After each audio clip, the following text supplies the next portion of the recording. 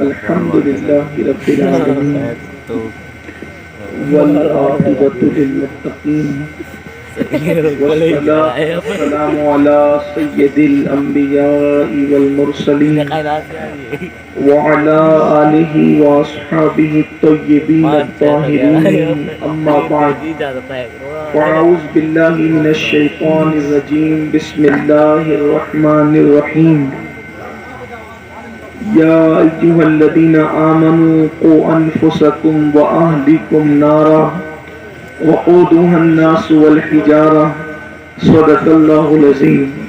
غوث اعظم بمنے بے سر و ساما مددے قبلہ دین مددے کعبہ ایماں مددے انتظار کرم پشت من عینی را اے خدا جو خدا بین و خدا دا مددے بگرداب بلا افتاد کشتی ضعیفانو شکستہ رات و پشتی بہت کے خواجہ عثمان ہارون مدد کن یا معین الدین چشتی مدد کن یا معین الدین چشتی مدد کن یا معین الدین چشتی۔ آئیے انتہائی احترام و عقیدت کے ساتھ اپنے اور ساری کائنات کے مرکز عقیدت انی سے بے کساں چارہ ساز درد منداں، ہم غریبوں کے غم گسار، ہم فقیروں کی سرورت، شہر یار ارم تاجدار حرم نوبہار شفاعت، شب اسرا کے دولہ نوشے بزم جنت، دانائے سبل مولائے کل ختم الرسل، خسرو خوباں سیاح لامکا وجہ کن فکا، در اللہ المکنون سر اللہ المخزون عالم ما کان وما یکون، آب و گل انبیاء جان و دل اصفیاء، مطلع ہر سعادت مقطع ہر سیادت، خلاصہ کائنات فخر موجودات، حضور احمد مجتبی محمد مصطفیٰ رواہنا فدا صلی اللہ تعالی علیہ وآلہ وصحبہ وبارک وسلم کی بارگاہ بے کس پناہ میں جس طریقے سے پڑھاؤ بلند آواز سے میرے ساتھ مل کر پڑھیں۔ الصلاۃ والسلام علیک یا رسول اللہ، الصلاۃ والسلام علیک یا رسول اللہ، الصلاۃ والسلام علیک یا نبی اللہ، الصلاۃ والسلام علیک یا نبی اللہ، الصلاۃ والسلام علیک یا حبیب اللہ، الصلاۃ والسلام علیک یا حبیب اللہ، وعلی آلک واصحابک یا نور اللہ، وعلی آلک واصحابک یا نور صلی اللہ، اللہ تعالی علیہ وسلم۔ صلی اللہ تعالی علیہ وسلم۔ عرش حق ہے مسند رفعت رسول اللہ کی، واہ سبحان عرش اللہ، حق ہے مسند رفعت رسول اللہ کی، دیکھنی ہے حشر میں عزت رسول اللہ کی، سبحان اللہ، بھکاری وہ کریم ان کا خدا ان سے فزوں، اور نہ کہنا نہیں عادت رسول اللہ کی، سبحان اللہ، خاک ہو کر عشق میں آرام سے سونا ملا، خاک ہو کر عشق میں آرام سے سونا ملا، جان کی اکسیر ہے الفت رسول اللہ کی۔ سبحان اللہ۔ موسم بہت سرد ہے اور آپ حضرات کے جذبے کی داد دینی چاہیے کہ اتنے سرد موسم میں بھی آپ لوگ بالکل جم کر بیٹھے ہوئے ہیں، لیکن بہت دیر تک ہم آپ کا کوئی امتحان نہیں لیں گے، تھوڑی ہی دیر میں اپنی گفتگو کو انشاءاللہ اختتام تک پہنچانے کی کوشش کریں گے۔ یہ اور سے سراپا قدس جس بزرگ کی یاد میں آپ نے منایا ہے، دعا کرتے ہیں کہ اللہ ان کے درجات کو بلند فرمائے۔ آمین۔ عرس کا مقصد کیا ہے پہلے اس کو سمجھیں۔ عرس کا مقصد یہ ہے کہ ہمارے بزرگوں نے جس دین پر چل کر اللہ تبارک و تعالیٰ کا قرب حاصل کیا، اسی دین کی تعلیمات کو اپنی زندگی کے اندر شامل کیا جائے، اس لیے کہ کوئی بھی بندہ اس دنیا میں یہاں رہنے کے لیے نہیں آیا، ہر انسان کو اس دنیا سے جانا ہے، اور کب جانا ہے اس کی کوئی گارنٹی نہیں ہے. آپ اور ہم یہاں پر بیٹھے ہوئے ہیں، پتہ نہیں محفل سے اٹھنے تک، صلاۃ و سلام ہونے تک، دعا ہونے تک، یا میں زندہ رہوں گا یا آپ زندہ رہیں گے، اس کی کوئی گارنٹی نہیں ہے. موت کی تلوار ہمارے سروں پر لٹک رہی ہے، اور ہماری جسم اور روح کے اتحاد کو پتہ نہیں کس وقت وہ توڑ دے اور جسم سے روح نکل جائے اور ہم اس دارے فانی سے دارے بقا کی طرف کوچ کر جائیں. اس کی کوئی گارنٹی نہیں ہے کہ موت کب آئے گی، کس وقت آئے گی، کتنے ٹائم میں آئے گی. اور جب موت کا کوئی وقت متعین نہیں ہے، ہمیں پتہ نہیں ہے، تو ہمیں ہر وقت اپنی موت کی تیاری کرتے رہنا چاہیے. ہر وقت ہمیں اپنے آپ کو موت کے لیے تیار کرتے رہنا چاہیے، اس لیے کہ مرنے کے بعد کی جو زندگی ہے وہاں پر انسان کے خوبصورت چہرے کام نہیں آئیں گے، وہاں انسان کا مال کام نہیں آئے گا، وہاں انسان کی اولاد کام نہیں آئے گی، وہاں انسان کے ماں باپ کام نہیں آئیں گے. وہاں پر صرف انسان کی نیکیاں کام آئے گی، نیک اعمال کام آئیں گے. اللہ تبارک و تعالیٰ نے انسان کو 2 منزلوں کا پتہ بتایا ہے کہ مرنے کے بعد آخری ٹھکانہ یا تو کسی کا جنت ہوگا یا تو کسی کا جہنم. اب پر چھوڑ دیا گیا ہے، اگر تم اچھے اعمال کرو گے، نیک اعمال کرو گے تو تمہارا ٹھکانہ جنت ہے، اور اگر تم نے جرائم کیے، تم نے گناہ کیے، تم نے برائیاں کی تو تمہارا ٹھکانہ جہنم ہے. قرآن نے کھل کر کے کہہ دیا ان الابرار لفی نعیم وان الفجار لفی جحیم، کہ جنہوں نے نیک اعمال کیے ان کے لیے جنت کی نعمتیں ہیں، اور جنہوں نے فسق و فجور کیا، جنہوں نے گناہ کیا، جنہوں نے اللہ کو ناراض کیا، ان کا ٹھکانہ جہنم ہے. قرآن میں میرا اللہ ارشاد فرماتا ہے یا ایھا الذین آمنوا قوا انفسکم واہلکم نارا، اے ایمان والو اپنے آپ کو اور اپنے اہل و عیال کو جہنم کی اس آگ سے بچاؤ جس کا ایندھن انسان اور پتھر ہے. یاد رکھیے جہنم کی آگ وہ آگ ہے، جہنم کا عذاب وہ عذاب ہے کہ اللہ اکبر، دنیا کے کسی انسان کے اندر اتنی طاقت نہیں ہے کہ وہ اللہ کے عذاب کو برداشت کر سکے، جہنم کی آگ کو برداشت کر سکے.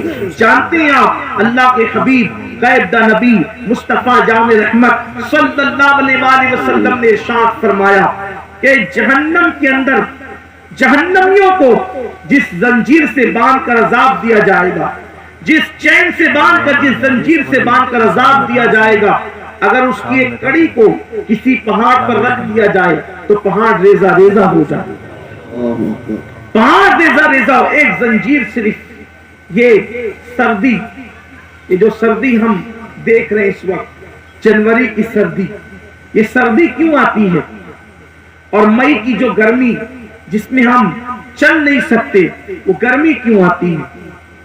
حدیث پاک میں آتا ہے جب جہنم اندر کی طرف سانس لیتا ہے، اندر سانس کھینچتا ہے تو پوری دنیا میں سردی ہو جاتی ہے، اور جب جہنم سانس باہر پھینکتا ہے تو اس کی گرم سانس کی وجہ سے پوری دنیا میں گرمی آنے لگتی ہے. آپ غور فرمائیں جس کی سانسوں کا یہ عالم ہو اس کے عذاب کا عالم کیا ہوگا. آئیے ذرا جہنم کے کچھ عذاب کا جائزہ لیتے ہیں کہ جہنم کے اندر کس کو کیا عذاب دیا جائے گا. اللہ کے حبیب مصطفیٰ جان رحمت صلی اللہ علیہ وآلہ وسلم ارشاد فرماتے ہیں کہ ایک دن میں نے خواب دیکھا.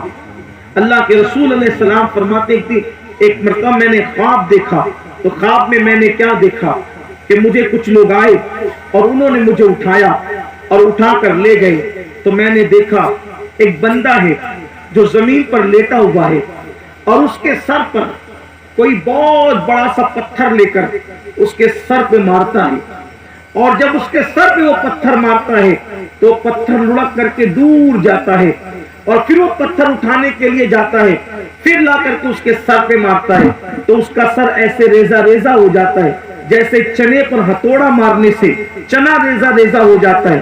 ایسے اس کے سر پہ جب پتھر مارنے والا پتھر مارتا ہے تو اس کا سر ریزہ ریزہ ہو جاتا ہے. پھر وہ پتھر لڑک کر کے دور جاتا ہے. جب وہ پتھر اٹھانے کے لیے جاتا ہے تو اس کا سر پھر ویسے کے ویسے صحیح سلامت ہو جاتا ہے. پھر وہ پتھر لا کر کے مارتا ہے. اللہ اکبر. میں نے پوچھا جبریل یہ کون ہے اور اس کے ساتھ یہ سلوک کیوں ہو رہا ہے؟ عرض کیا یا رسول اللہ صلی اللہ علیہ وآلہ وسلم یہ آپ کی امت کا وہ شخص ہے جو نماز نہیں پڑھتا تھا. آج اس کا سر اس جہنم کے پتھر سے کچلا جا رہا ہے. آپ اندازہ کریں اگر اپنے سر پر کوئی چھوٹا سا پتھر مار دیا جائے تو ہمارے سر میں چکر آنے لگتی ہے, ہم سر گھوم جاتا ہے, سر زخمی ہو جاتا ہے. سر پہ چھوٹا سا پتھر مارے دنیا کا تو اتنی تکلیف ہوتی ہے. جب جہنم کا پتھر انسان کے سر پر وہ بھی فرشتہ مارے گا اور اس کا سر پس جائے گا, اس کا سر ذرے ذرے میں تبدیل ہو جائے گا, اس وقت انسان کا کیا بنے گا؟ اللہ اکبر. یہ کہانی قصہ نہیں ہے, یہ صرف ڈرانے کے لیے نہیں ہے, بلکہ یہ اللہ کے رسول صلی اللہ علیہ وآلہ وسلم کا فرمان ہے. جس نبی نے اپنی طبیعت سے اپنی مرضی سے کبھی کلام ہی نہیں کیا بلکہ زبان ان کی ہوتی ہے, کلام خداوند قدوس کا ہوتا ہے, وہ اپنی مرضی سے کبھی کلام نہیں کرتے. اللہ اکبر. آج ہمارا حال یہ ہے, ہمیں دوستوں کے پاس بیٹھنے کے لیے ٹائم ہے, آج ہمیں بیوی بچوں کو دینے کے لیے ٹائم ہے, آج ہمیں دکان و مکان کے لیے ٹائم ہے, آج ہمیں مال کمانے کے لیے ٹائم ہے.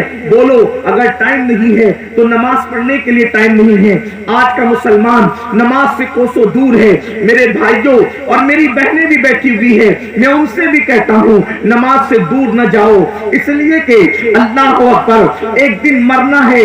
اور اللہ کے رسول صلی اللہ علیہ وسلم کے غلاموں اور اے مصطفیٰ جان رحمت کی کنیزوں, فرمایا گیا کہ جب مرتے وقت سب سے زیادہ اگر کسی کو تکلیف ہوتی ہے تو بے نمازی کو تکلیف ہوتی ہے. بے نمازی کو موت آتی ہے تو بہت تکلیف کے ساتھ آتی ہے. جب بے نمازی کو موت آتی ہے تو اس پر اتنی پیاس ڈال دی جاتی ہے, اس پر اتنی پیاس مسلط کر دی جاتی ہے کہ اگر 7 سمندروں کا پانی بھی اس کے منہ میں ڈال دیا جائے تو بھی اس کی پیاس کو کوئی بجھا نہیں سکتا. اس لیے اللہ اکبر, اللہ کی بارگاہ میں توبہ کرو, نماز کی پابند بنو, نماز کی پابندی کرو. اللہ اللہ. میرے آقا مصطفیٰ جان رحمت صلی اللہ علیہ وآلہ وسلم فرماتے ہیں کہ قبر میں سب سے زیادہ اگر کسی کو عذاب ہوگا تو بے نمازی کو ہوگا. کیا عذاب ہوگا بے نمازی کو؟ بے نمازی کو عذاب کیا ہوگا؟ پہلا عذاب اس کی قبر تنگ کر دی جائے گی, چاروں طرف سے اس کی قبر اس کو دبائے گی. میرے آقا علیہ السلام نے فرمایا قبر اس کو ایسے دبائے گی کہ اس کی دونوں طرف کی پسلیاں ایک دوسرے کے اندر یوں مل جائے گی, یوں گھس جائے گی اس کی پسلیاں دونوں ایک دوسرے کے اندر.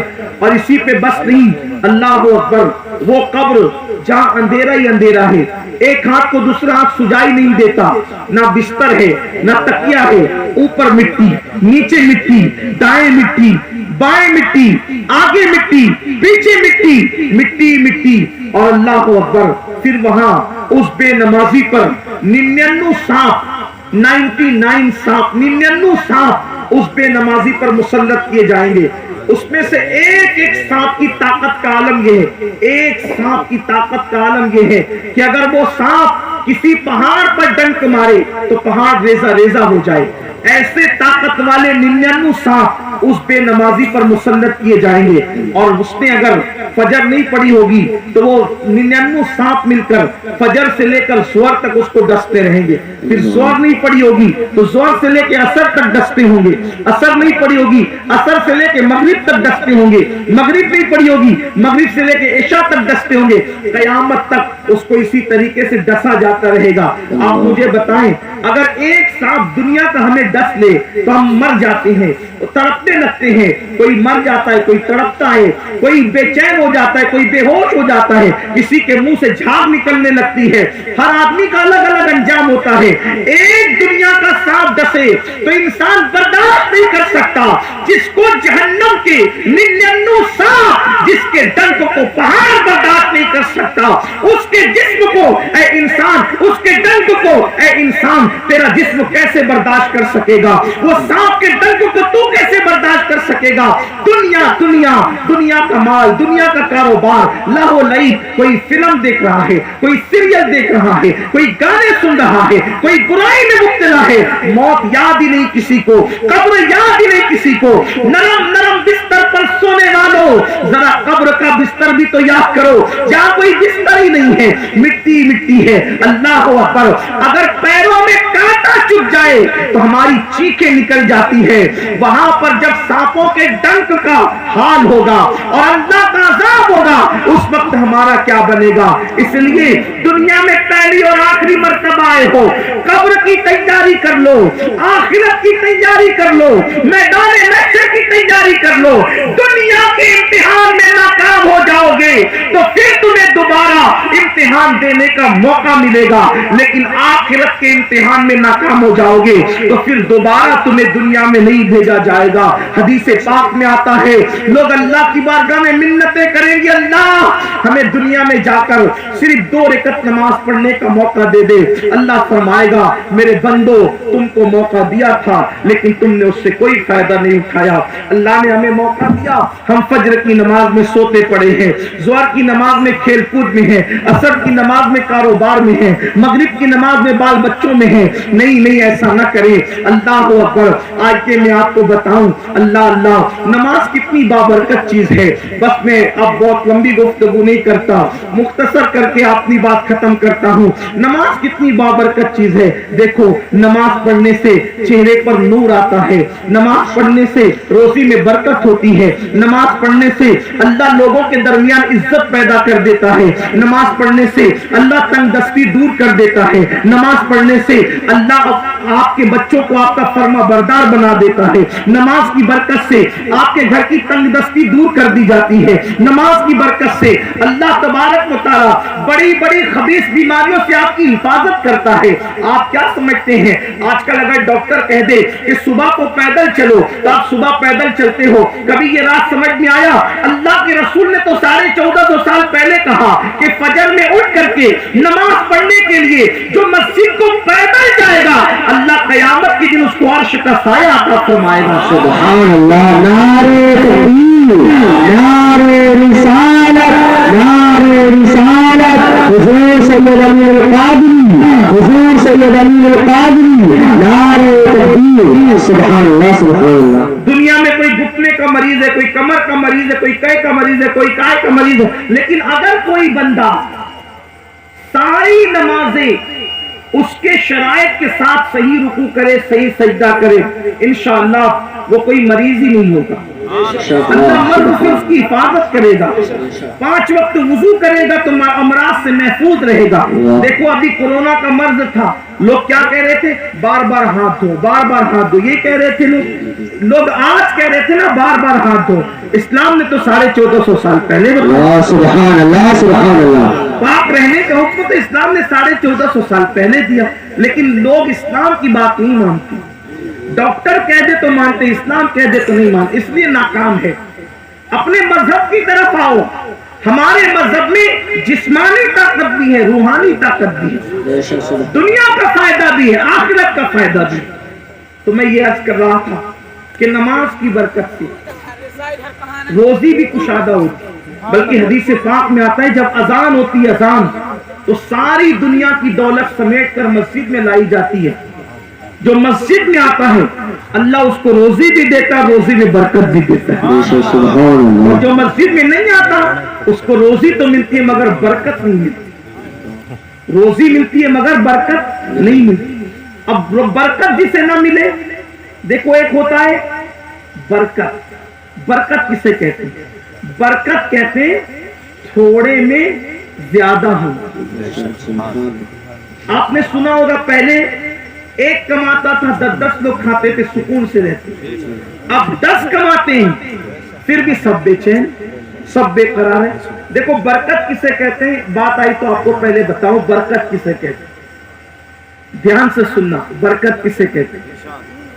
حالانکہ سردی بہت ہے، مجھے آپ کی تکلیف کا احساس ہے، تو زیادہ لمبی کروں گا تو آپ کی تکلیف زیادہ بڑھے گی، اس لیے میں زیادہ لمبی نہیں کرنا چاہتا، لیکن آپ سنیں۔